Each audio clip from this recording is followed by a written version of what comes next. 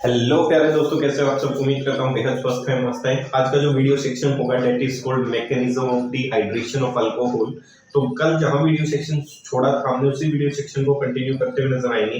तो video section को शुरू करने से पहले चार लाइनें पेश कर देता हूँ, ध्यान से सुनने का। आपने न्यूटन के बारे में जरूर पढ़ा होगा, सही है। तो न्यूटन ने जो नियम दिए थे वो ग्रेविटी के ऊपर नियम दिए थे। अब मेरा एक छोटा सा क्वेश्चन है अपनी तरफ से, न्यूटन अगर गिरे हुए सेब की जगह कुछ और देखता तो आज जो लोग हैं वो कहीं से कहीं और होते। तो ध्यान से सुनने न्यूटन ने अगर गिरे हुए सेब की जगह गिरे हुए लोग देखे होते तो ग्रेविटी की जगह ह्यूमैनिटी के बारे में पढ़ाई हो रही होती। सही है भाई। अगर गिरे हुए लोग देख लेता तो क्या पढ़ाई होती, ह्यूमैनिटी, मानवता की पढ़ाई चल रही होती आज। और आप कह सकते हो एक अलग ही लेवल का ट्रेंड चल रहा होता समाज के अंदर। लेकिन क्या बात है, न्यूटन सिर्फ ग्रेविटी पढ़ पाए। तो क्वेश्चन ये है कि मैकेनिज्म ऑफ डिहाइड्रेशन रिएक्शन किस तरीके से मैकेनिज्म ऑपरेट होगा।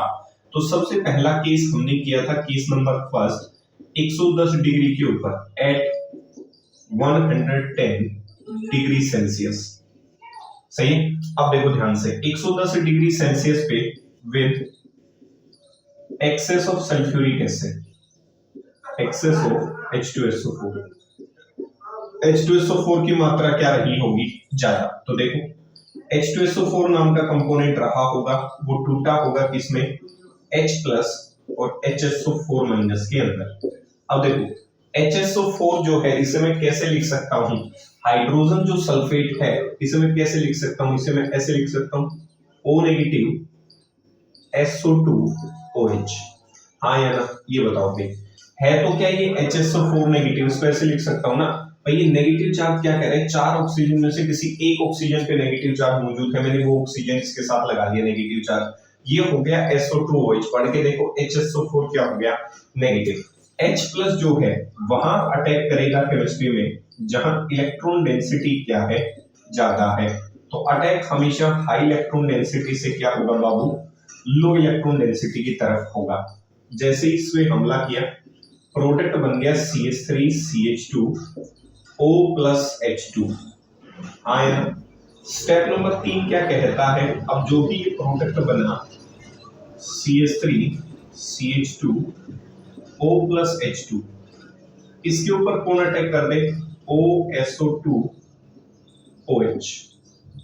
सही है। देखो इसको एक बार वाटर को बाहर निकाल देता हूं, फिर अटैक करवाते हैं ताकि समझ आ जाए। इधर से वाटर को बाहर निकाल दो, ये बन गई कार्बोकेटाइन CH3CH2 प्लस और H2। अब देखो इतनी तो कॉमन सेंस है कि ये हर स्टेप में ये कंपोनेंट तो बनेगा। सही है, क्योंकि रिएक्शन जो है वो आप कैसे मीडियम में करवा रहे हो, एसिडिक डिहाइड्रेशन करवा रहे हो, तो H प्लस हमेशा अटैक करके ये प्रोडक्ट तो बनाएगा, इसमें तो कोई दो राय है नहीं। ये तो सभी में कॉमन होगा। CH3CH2 के ऊपर अब की बार कौन हमला कर दे, O नेगेटिव SO2OH जुड़ गया। और देखो ध्यान से, प्रोडक्ट जब एक्सेस ऑफ सल्फ्यूरिक एसिड ली थी तो हमारे बने थे अल्काइल हाइड्रोजन सल्फेट, पीछे जाके देख सकते हो। तो ये बन गया इथाइल हाइड्रोजन सल्फेट। ये लो भाई, कल जो प्रोडक्ट बना के दिखाया था। तो एक्सेस ऑफ सल्फ्यूरिक एसिड में जो मैकेनिज्म होगा रिएक्शन का वो ये होगा, ध्यान से देख लो। सल्फ्यूरिक एसिड टूटा होगा, उसने H प्लस दिया होगा, HSO4 माइनस दिया होगा। HSO4 माइनस को कैसे लिख सकते हो, O नेगेटिव SO2OH लिख सकते हो, O नेगेटिव SO2OH लिख सकते हो। हमला किया, प्रोडक्ट बनकर क्या हो गया, तैयार। सही है। जब तापमान क्या रखा गया होगा, 110 डिग्री सेल्सियस के ऊपर with excess of sulphuric acid. देख लो भाई, यहां तक कोई दिक्कत नहीं होने का। ये स्टेप नंबर 2 है, ये स्टेप नंबर बाबू 3 है, और बाबू नीचे वाला जो है वो स्टेप नंबर 4 है। देखो इतना तो कॉमन सेंस होना चाहिए कि ये तो हर स्टेप में बनेगा ही बनेगा, क्योंकि एसिडिक डिहाइड्रेशन है, H प्लस तो हर कंडीशन में अटैक करेगा। अब सामने अटैक फिर कौन करेगा अगले स्टेप में, वो डिपेंड करेगा कंसंट्रेशन पे। अगर सल्फ्यूरिक एसिड ज्यादा है तो सल्फ्यूरिक एसिड वाले मॉलिक्यूल अटैक्स करेंगे, अल्कोहल का कंसंट्रेशन ज्यादा है तो अल्कोहल के मॉलिक्यूल अटैक करते हुए नजर आएंगे। सही। दूसरे केस पे चलते हैं। अगर टेम्परेचर 140 डिग्री सेल्सियस रहा विद एक्सेस ऑफ अल्कोहल, तो अब की बार सल्फ्यूरिक एसिड अटैक ना करके जो फाइनली प्रोडक्ट बनाएगा वो कौन अटैक करेगा, अल्कोहल। तो देखो भाई, यहाँ तक तो इतनी तो चीजें क्लियर हो गई कि ये अटैक हुआ होगा, यहाँ तक तो स्टेप सेम रहा होगा। इसने यहाँ से वाटर मॉलिक्यूल को निकाल दिया। अब क्वेश्चन ये, यहाँ से चेंज होगा स्टेप, बाकी तो स्टेप क्या रहेगा, सेम, क्योंकि sulphuric acid is acid which act as a dehydrating agent. Acidic dehydration चल रही है, तो सल्फ्यूरिक एसिड अटैक करेगी, H+ देगी, वो इसके ऊपर अटैक करेगा, वाटर मॉलिक्यूल बाहर निकालेगा, इसीलिए sulphuric acid act as a dehydrating agent. अब की बार सल्फ्यूरिक एसिड एक्सेस में नहीं है, अब की बार अल्कोहल एक्सेस में है, तो जो भी प्रोडक्ट बना वो किसके सहायता से अटैक कर दे, किसकी सहायता से, आपकी सहायता, डेट इज कॉल्ड अल्कोहल। और अल्कोहल अब की बार एक्सेस में लिया है, तो मान लेता हूं वही अल्कोहल है, इट इज अल्कोहल। और इसको किस में ले रखा था आपने, एक्सेस में। किसमें है, एक्सेस में। तो अटैक हमेशा high electron density to low electron density. तो अब की बार ये मॉलिक्यूल इसके ऊपर अटैक कर देगा। और आपको पता है किसी भी केमिकल रिएक्शन के अंदर जो कैटलिस्ट होता है, H2SO4 in this reaction act as a catalyst, जो H+ आयन प्रोवाइड कर रहा है, वो कभी भी रिएक्शन में कंज्यूम नहीं होता, वो वापस लौट कर आ जाएगा। ऑक्सीजन को अपने इलेक्ट्रॉन चाहिए, सही है। अब जैसे इसने इसके ऊपर अटैक किया, तो डेट इज कौन सा ईथर, प्रोटोनेटेड ईथर। प्रोटोन ने इसके ऊपर अटैक किया, तो ईथर कौन सा बन गया, प्रोटोनेटेड ईथर। अब ये ऑक्सीजन को अपना इलेक्ट्रॉन वापस चाहिए, किससे ले ले, हाइड्रोजन से। और जैसे ही हाइड्रोजन से इलेक्ट्रॉन वापस लेगा, तो आप देख सकते हो पीछे जाके कल वाले वीडियो में हमने अल्कोहल जब एक्सेस में लिया था तो बनाया था ईथर। नाम बता देता हूं, diethyl ether, common name बता देता हूं, सही है। और यहां से क्या निकल गया बाबू, H+। H+ किसका, टू एसिड कैटलिस्ट। जो एसिड कैटलिस्ट से लेके आए थे हम, वो H+ वापस चला जाता है, क्योंकि रिएक्शन में कंज्यूम नहीं होता। तो यहां से देख सकते हो प्रोटोनेटेड ईथर जो है, उससे ऑक्सीजन जो है अपने इलेक्ट्रॉन खींच लेगा, क्योंकि इलेक्ट्रॉन ऑक्सीजन के ऊपर चाहिए। क्यों चाहिए, क्योंकि ऑक्सीजन के पास पॉजिटिव चार्ज है, और ऑक्सीजन पॉजिटिव चार्ज रखना नहीं चाहता, क्योंकि एक मोर इलेक्ट्रोनेगेटिव एटम है, इसीलिए नहीं रखना चाहता। सही है, पहचान लोगे, सही है।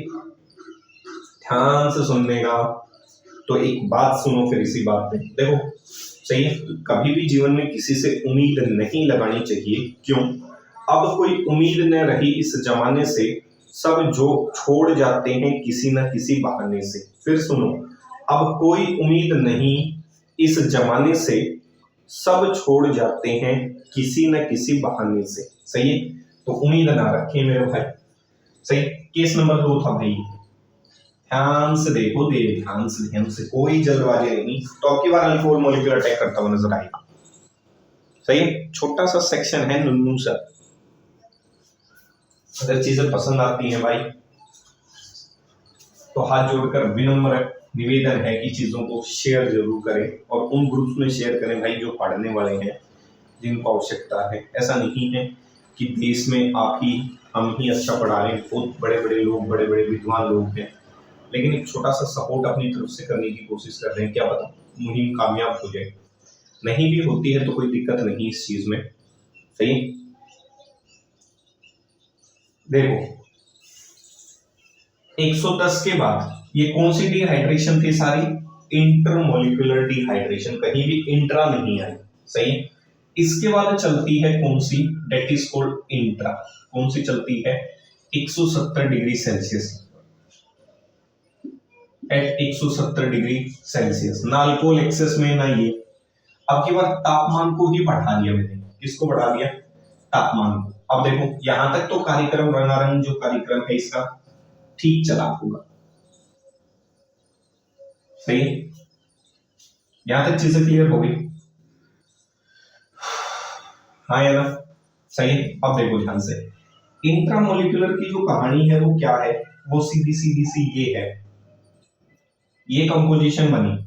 सही है, अब देखो इसको दिखाने का क्या तरीका हो सकता है वो देख लो एक बार। आप ऐसे भी दिखा सकते हो, कार्बोकेटाइन बनी, फिर इसको इलेक्ट्रॉन लिए, या फिर दूसरा तरीका, देखो आपने कहा कि CH3CH2OH है, और एरो पे लिख दिया 170 डिग्री सेल्सियस। सही,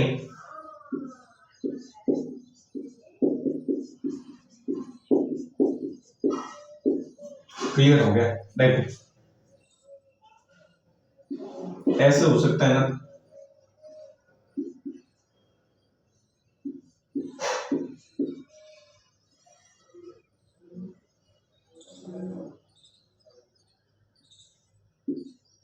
ऐसे।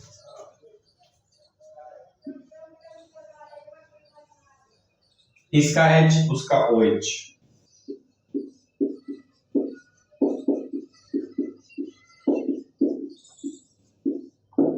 बोलो हाँ या ना, कह सकता हूं। ये इसका मैकेनिज्म है।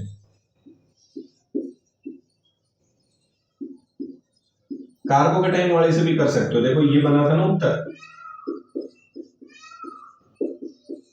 सही। अब ये हाइड्रोजन जो है वो अपने इलेक्ट्रॉन किसको दे दे,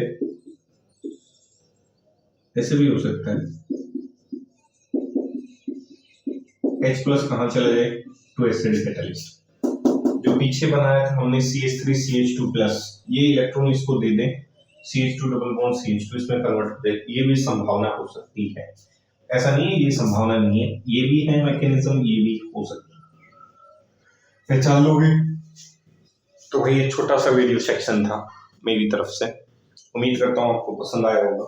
चीजें पसंद आई, चीजों को लाइक करें, शेयर करें, सब्सक्राइब करना ना भूलें। तो जाने से पहले 4 लाइनें सुन लो, सही है, ध्यान से सुनने का, बड़ी इंपॉर्टेंट और गहरी लाइनें हैं। आजकल जो है इंसान बहुत बोलते हैं, सही है। देखो भाई इंसान नहीं बोलते, क्या बोलते हैं वो सुनो। इंसान नहीं बोलते, उसके दिन बोलते हैं। जब दिन नहीं बोलते, इंसान लाख बोले, उसकी कोई नहीं सुनता। तो भाई जब इंसान बोलता है ज्यादा, तो ऐसा ना समझे ज्यादा बोलने से कि आप बहुत महान हैं। इसका मतलब आपके दिन अच्छे चल रहे हैं जब आप ज्यादा बोलते हैं। और जब दिन ठीक नहीं चलते तो लाख बार भी बोलोगे तो लोग नहीं सुनेंगे। तो ये है सब माया दिनों की, सही है। तो ध्यान से सुन लो। जाने से पहले एक छोटी सी लाइन कह देता हूँ, बड़ी ही गहरी है। जब लोग आपके बारे में चुगली करना शुरू करें तो इसका मतलब आपका काम ठीक है। जब लोग आपके बारे में हर चीज पता करने की कोशिश करें, सही है, आपके बारे में हर चीज जानने की कोशिश करें, तो ध्यान से सुनने का, बड़े ही मेहनती लोग हैं वो। कोई मेरे बारे में गलत कहे तो उससे पूछना, कोई मेरे बारे में गलत कहे तो उससे पूछना, ठीक से जानते हो या यूं ही मन हल्का कर रहे हो, सही है भाई। तो आपके अपने बारे में कोई बुरा भला कह रहा है तो सामने वाले से कभी ना कभी उस व्यक्ति के बारे में जरूर पूछ लेना कि भाई उसके बारे में जानता है या अपना मन हल्का करने के लिए कह रहा है। तो मिलेंगे अगले वीडियो सेक्शन में, तब तक स्टे सेफ, स्टे सिक्योर। जय हिंद, जय भारत।